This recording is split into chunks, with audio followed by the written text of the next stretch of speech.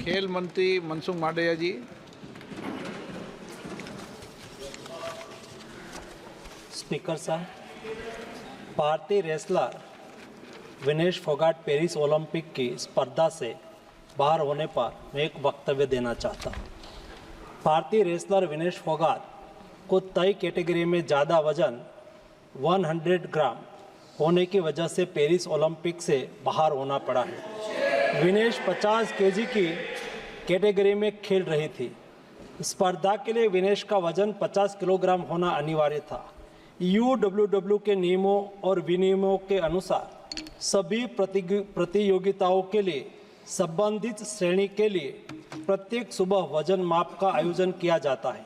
अनुच्छेद 11 के अनुसार यदि कोई एथलीट वजन माप प्रथम अथवा द्वितीय में भाग नहीं लेता है अथवा असफल हो जाता है तो उसे प्रतियोगिता से बाहर कर दिया जाता है और बिना किसी रैंक के अंतिम स्थान पर रखा जाता है।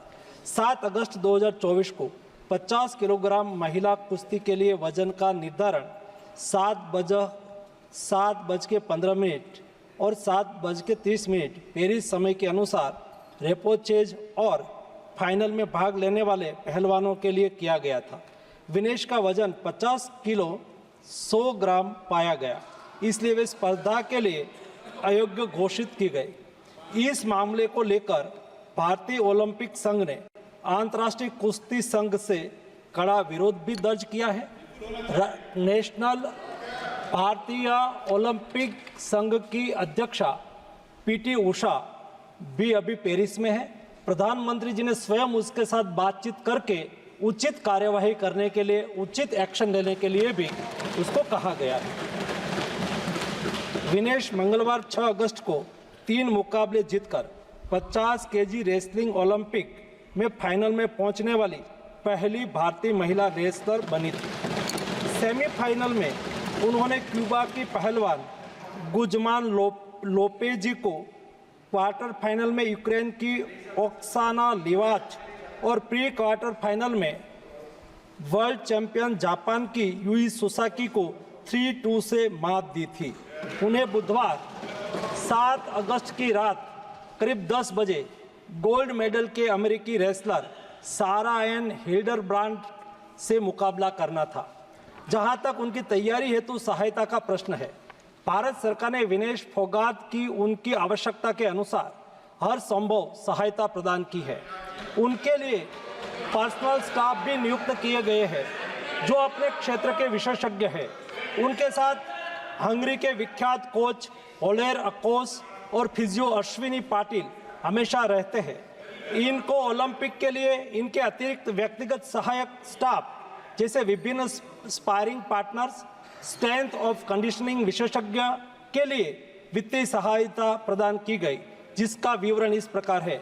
ओलेर अकोच कोच के रूप में उसके साथ थे, वैन पैट्रिक लॉम्बार्ड स्ट्रेंथ और कंडीशनिंग विशेषज्ञ, अश्विनी जीवन पाटिल फिजियोथेरापिस्ट, मयंक सिंह गरिया स्ट्रेंथ और कंडीशनिंग विशेषज्ञ, शुभम और अरविंद स्पारिंग पार्टनर। इनको पेरिस ओलंपिक चक्र के लिए कुल 70,45,775 की वित्तीय सहायता दी गई है, जिसका विवरण इस प्रकार है।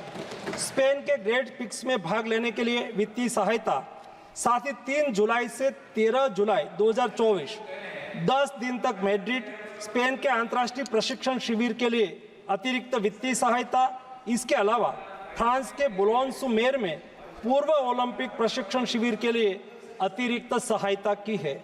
2024 अंतर्राष्ट्रीय कुश्ती संघ सेकंड रैंकिंग सीरीज में 6 जून से 9 जून 2024 4 दिन तक बुडापेस्ट हंगरी में भाग लेने के लिए और 10 जून से 21 जून 2024 तक टाटा ओलंपिक सेंटर हंगरी में अंतर्राष्ट्रीय प्रशिक्षण शिविर के लिए अतिरिक्त सहायक स्टाफ के लिए वित्तीय सहायता की है। स्ट्रेंथ और air conditioning coach mister Wayne Patrick Lombard के लिए टाटा ओलंपिक सेंटर हंगरी में 10 जून से 21 जून 2024 11 दिन तक अंतर्राष्ट्रीय प्रशिक्षण शिविर में भाग लेने के लिए भी वित्तीय सहायता की है। 13 जुलाई 2023 से 16 जुलाई 2023 4 दिन तक बुडापेस्ट हंगरी में 4th रैंकिंग सीरीज में भाग लेना और 10 से 16 जुलाई 2023 16 दिन तक बुडापेस्ट हंगरी में प्रशिक्षण शिविर हेतु इसको वित्तीय सहायता की है। वेलमेकेन बुल्गारिया में 10/11/2022 से 3/12/2022 तक प्रशिक्षण के लिए वित्तीय सहायता दी है। उनके रिहाई प्रक्रिया के लिए आवश्यक उपकरण खरीदने के लिए भी वित्तीय सहायता की गई है। 2020 टोक्यो ओलंपिक चक्र में 1,13,98,224 रुपये का आर्थिक सहयोग उसको किया गया था। 224 पेरिस ओलंपिक चक्र में भी टारगेट ओलंपिक पोडियम स्कीम में 53,35,746 और वार्षिक ट्रेनिंग एवं स्पर्धा कैलेंडर में 17,10,000 कुल मिला के 17,45,775 रुपया हमारे खिलाड़ी को आर्थिक सहायता करके उसको सक्षम करा गया।